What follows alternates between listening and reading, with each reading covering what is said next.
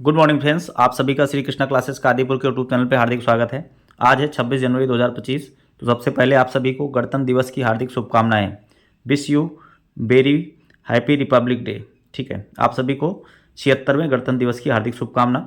आइए शुरू करते हैं आज के प्रश्नों की करंट के प्रश्नों की श्रृंखला को, जिसमें कल के प्रश्नों का पहले रिवीजन करेंगे, उसके बाद आज के प्रश्नों की श्रृंखला को शुरू करते हैं।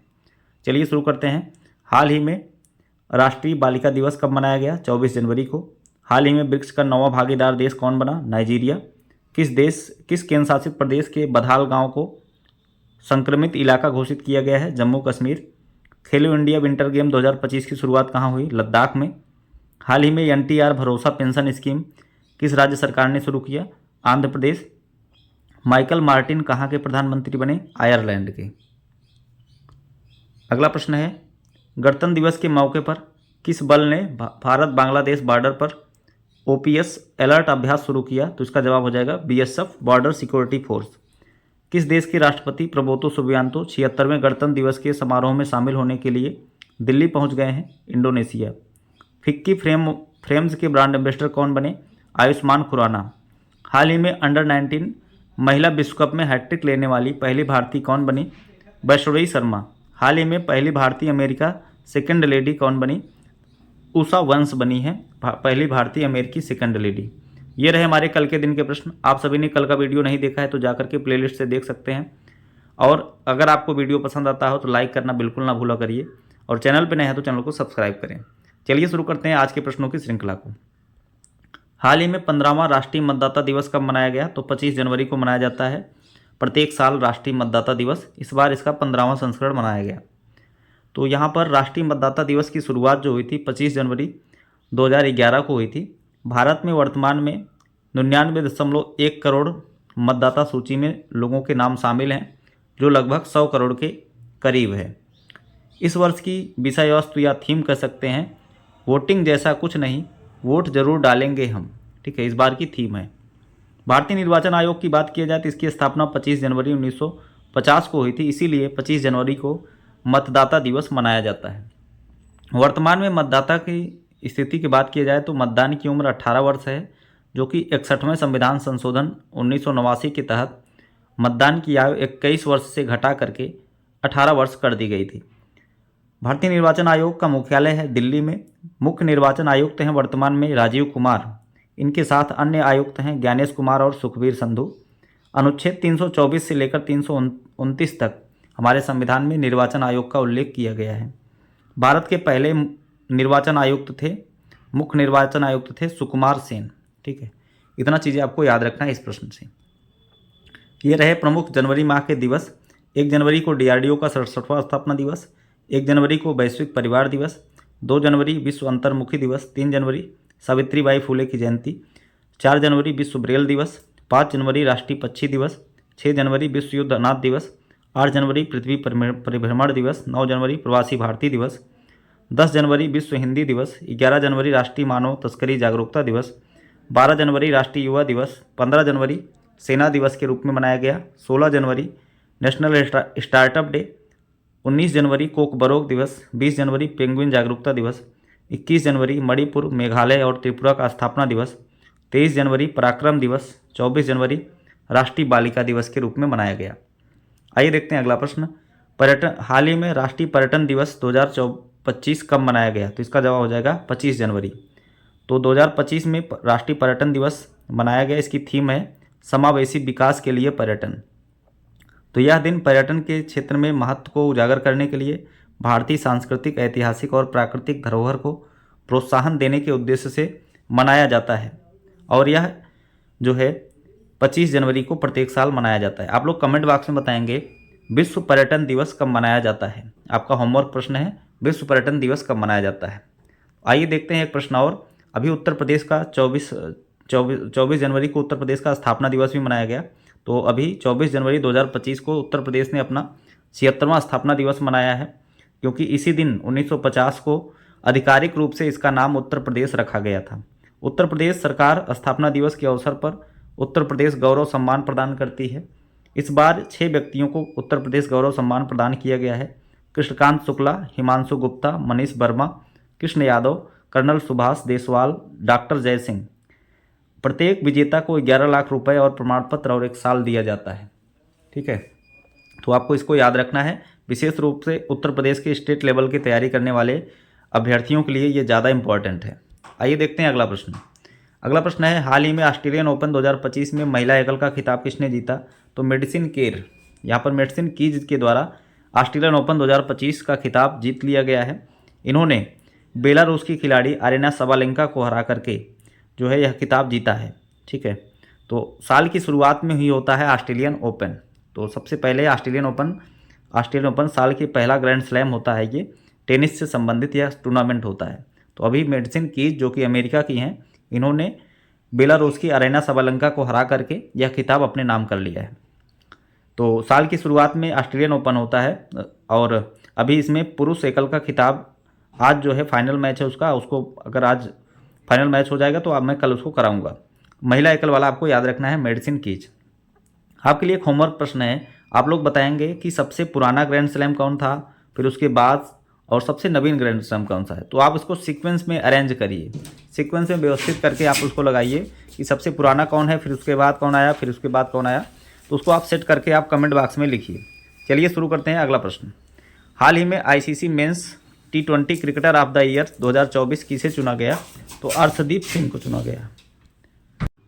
तो अर्शदीप सिंह को ICC men's T20 cricketer of the year चुना गया है। पुरुषों में ICC women T20 cricketer of the year Melie Kerr को चुना गया है। ठीक है, मिली केर को जो है ICC women T20 cricketer of the year चुना गया है। तो यह जो है आईसीसी अवार्ड का 20वां संस्करण था इस बार, और इसमें जो है पुरुष में T20 cricketer of the year चुना गया अर्शदीप सिंह को। इसको आपको ध्यान में रखना है क्योंकि ये इंडियन है। और आईसीसी की एक टीम भी बनती है, तो ICC men's T20 team of the year जिसमें 11 खिलाड़ी शामिल होते हैं, ये प्लेइंग 11 कह सकते हैं आप।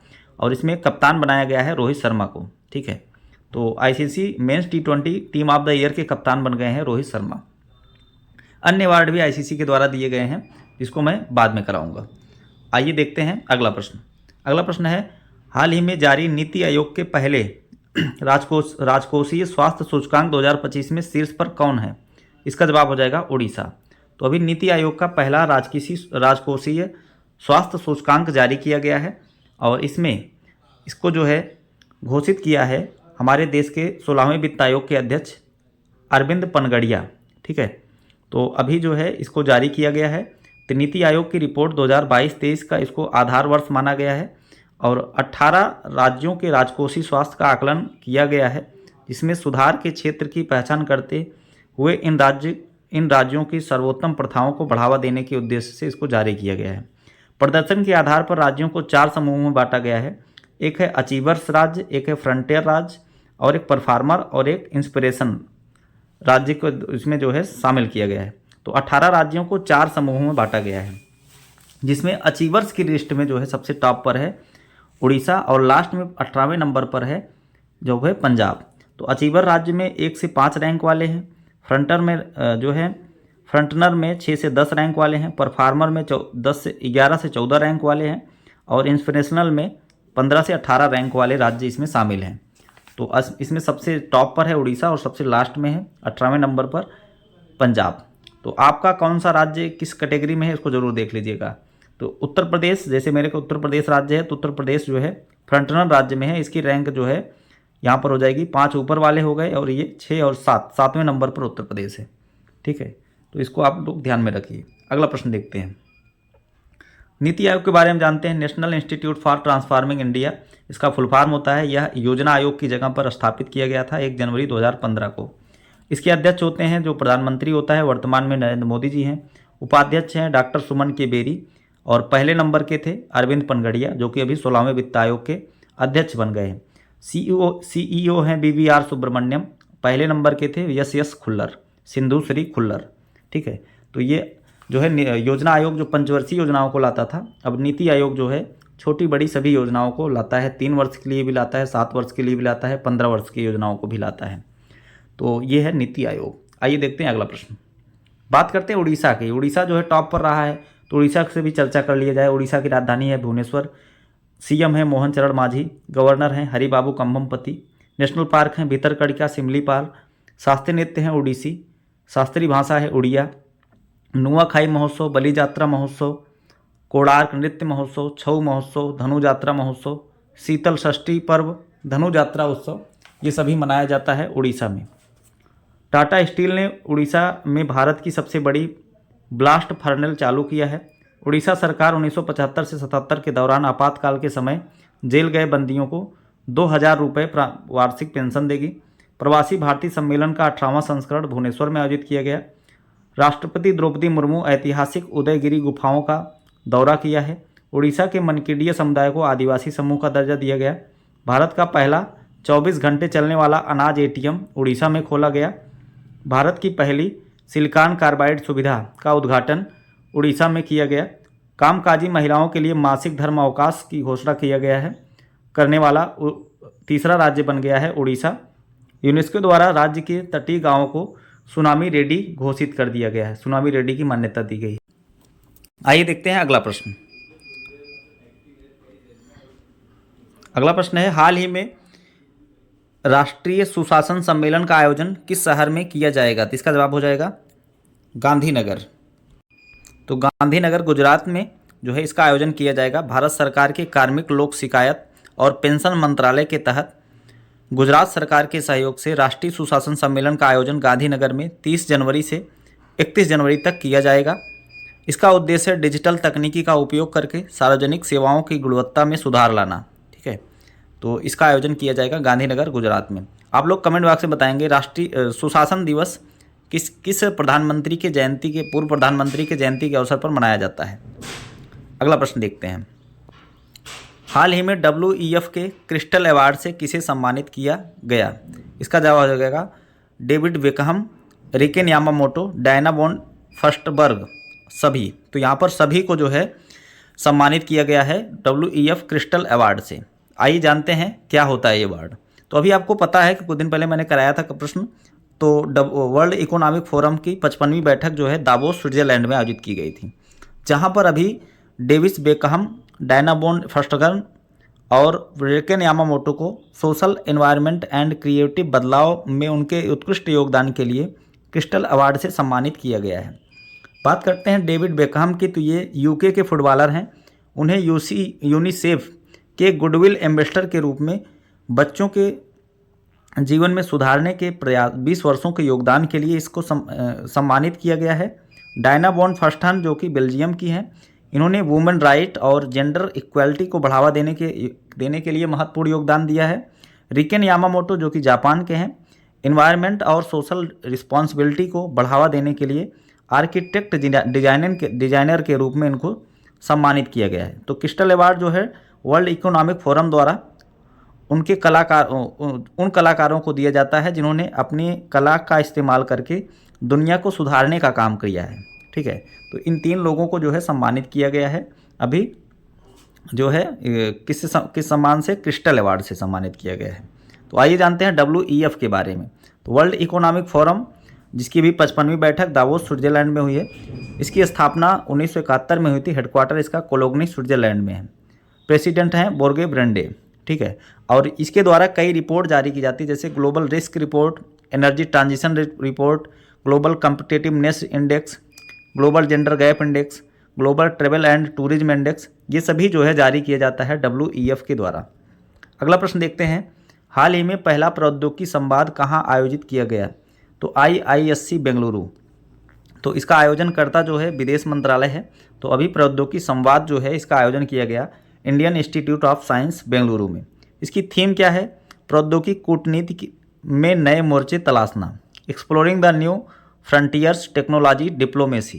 ठीक है, तो इसकी थीम है। इस कार्यक्रम का मुख्य उद्देश्य साइंस एवं टेक्नोलॉजी के क्षेत्र में भारतीय हितों को बढ़ावा देना। इसमें मुख्य रूप से artificial intelligence, quantum advancement, semiconductor, bio economy आदि के क्षेत्र में यहाँ पर फोकस किया गया है। ठीक है, मुख्य रूप से फोकस इन्हीं सब चीज़ों पर किया गया है। इसका आयोजन कहाँ किया गया? IISc बेंगलुरु में, प्रौद्योगिकी संवाद। नेक्स्ट प्रश्न देखते हैं, हाल ही में किस राज्य सरकार ने सम्मान संजीवनी ऐप लॉन्च किया? इसका जवाब हो जाएगा हरियाणा। तो हरियाणा सरकार की जो है मंत्री हैं, तो जिनका नाम है श्रुति चौधरी, तो राष्ट्रीय बालिका दिवस अभी मनाया गया था 24 जनवरी को। उस अवसर पर हरियाणा की महिला एवं बाल विकास मंत्री श्रुति चौधरी ने महिला एवं किशोरी सम्मान योजना का के तहत सम्मान संजीवनी ऐप लॉन्च किया है। अभी हरियाणा सरकार ने किशोरी सम्मान योजना शुरू किया था, जिसमें महिलाओं के मासिक धर्म के दौरान उसमें फ्री में नैपकिन वगैरह प्रोवाइड किया जाता है। तो उसके तहत इसी ऐप को लॉन्च किया गया है, सम्मान संजीवनी ऐप। इसमें यह पता किया जाएगा कि लोगों को जो इसकी ज़रूरतमंद लोग हैं उसको वहाँ तक योजना का लाभ मिल रहा है कि नहीं। इन्हीं सब चीज़ों के लिए इसको लॉन्च किया गया है। बात करते हैं हरियाणा की। हरियाणा की राजधानी होती है चंडीगढ़। यहाँ के मुख्यमंत्री हैं नायब सिंह सैनी, राज्यपाल हैं बंडारू दत्तात्रेय। यहाँ पर सुल्तानपुर राष्ट्रीय उद्यान है, कालेश्वर राष्ट्रीय उद्यान है। और हरियाणा में विश्व की सहायता से आर्टिफिशियल इंटेलिजेंस केंद्र की स्थापना की जाएगी। हरियाणा के कुरुक्षेत्र में 28 नवंबर से 15 दिसंबर 2024 तक अंतर्राष्ट्रीय गीता महोत्सव का आयोजन किया गया। लोकसभा अध्यक्ष ओम बिरला ने सोनीपत में देश के पहले संविधान संग्रहालय का उद्घाटन किया। 7 दिसंबर को हरियाणा के पंचकुला में 100 दिवसीय टीबी उन्मूलन अभियान शुरू किया। प्रधानमंत्री नरेंद्र मोदी ने 9 दिसंबर को हरियाणा के पानीपत में बीमा सखी योजना का शुभारंभ किया। ठीक है, ये सभी चीज़ें आपको ध्यान में रखना है हरियाणा से। आइए देखते हैं अगला प्रश्न।